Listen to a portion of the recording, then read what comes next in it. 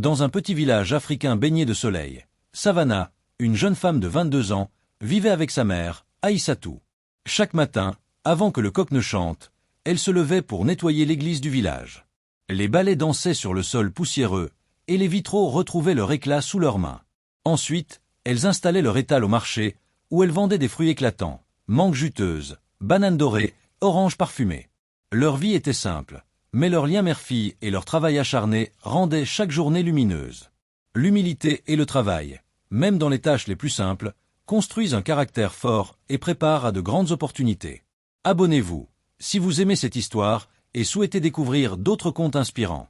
Un matin, après avoir rangé leurs balais, Savannah et Aïssatou furent salués par le père Joseph, le prêtre du village.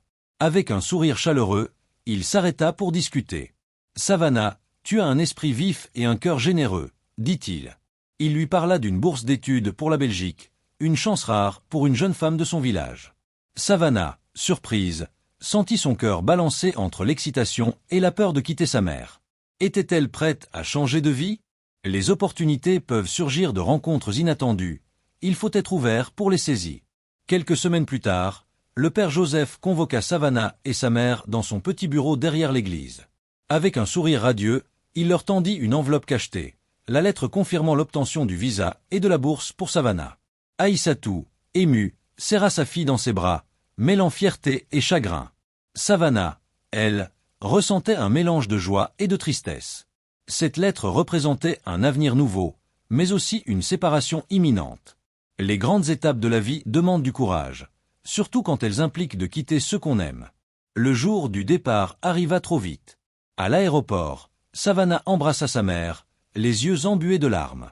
Elle monta dans l'avion, le cœur lourd, laissant derrière elle le village qu'il avait vu grandir.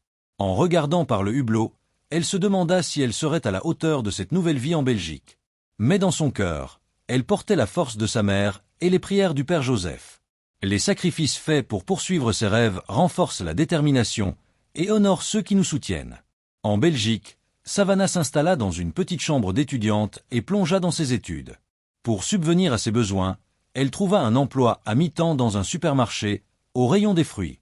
Un soir, après une longue journée, elle écrivit une lettre à sa mère, racontant ses cours, ses découvertes et son amour pour elle.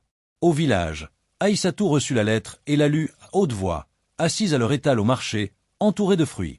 Les mots de Savannah firent naître des larmes de joie et attirèrent les regards émus des passants. Garder un lien avec ses racines, même loin de chez soi, donne la force de continuer. Au supermarché, Savannah arrangeait les fruits avec soin, comme au marché de son village. Un jour, un homme élégant de 75 ans, Monsieur Dubois, s'arrêta à son rayon. En payant ses pommes, il entama une conversation. Charmé par son intelligence et son sourire, il revint souvent. Leur discussion devint une habitude, et Savannah, d'abord timide, se surprit à partager ses rêves avec cet inconnu bienveillant. La gentillesse et l'authenticité attirent des alliés inattendus dans la vie. Un après-midi, alors que Savannah quittait la bibliothèque universitaire, Monsieur Dubois l'invita à dîner dans un petit restaurant chaleureux. Là, il lui parla de son entreprise d'import-export de produits agricoles. « J'ai vu en toi un potentiel rare, Savannah », lui confia-t-il. Il lui proposa de financer des formations en gestion et commerce. Savannah, émue par cette confiance, accepta, bien décidée à prouver sa valeur. Croire en soi et saisir les opportunités offertes par les autres peut ouvrir des portes inimaginables. Monsieur Dubois, convaincu du talent de Savannah, l'emmena un jour chez son avocat pour la présenter officiellement. « Voici Savannah, une jeune femme exceptionnelle », déclara-t-il avec fierté. L'avocat, impressionné par son assurance et sa clarté d'esprit, approuva l'intuition de Monsieur Dubois. Savannah sentit que cette rencontre marquait un tournant. Elle n'était plus seulement une étudiante, mais une femme reconnue pour son potentiel. La confiance des autres en nous peut renforcer notre propre assurance et nous pousser à viser plus haut. Quelques semaines plus tard, Monsieur Dubois réunit ses employés dans les bureaux de son entreprise. « Je vous présente Savannah », annonça-t-il. « Elle apprendra avec nous et apportera une nouvelle énergie à notre travail. » Les employés, d'abord surpris, furent vite séduits par son humilité et sa détermination. Savannah, formée avec soin par Monsieur Dubois, excella dans ses cours de gestion et devint une figure respectée au sein de l'équipe. Le travail d'équipe et l'ouverture aux autres permettent de grandir et de s'intégrer dans un nouvel environnement. Des années plus tard, lorsque M. Dubois décida de se retirer, il fit un choix audacieux. Il nomma Savannah à la tête de son entreprise. Sous sa direction, la société prospéra, exportant des fruits du monde entier. Savannah n'oublia jamais ses racines.